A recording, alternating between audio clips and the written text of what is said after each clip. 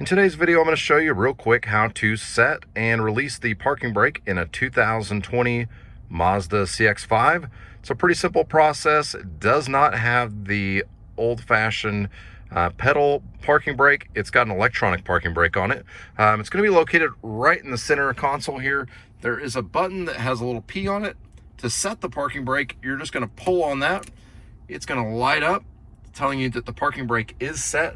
Also on the dash, you're also going to notice that a red light appears right here that says brake. That's how you know the parking brake is on. To turn off the parking brake, you do have to have the brake pedal pressed. If you do not have the brake pedal pressed, it will pop up with a message and not turn off. You press on the parking brake at the same time. You're going to push on this, not pull on it. That light will go off. Also on the dash, you'll notice that the light on the dash goes off as well. That's all there is to it to set and release the parking brake. If you thought this video was helpful, please give it a like.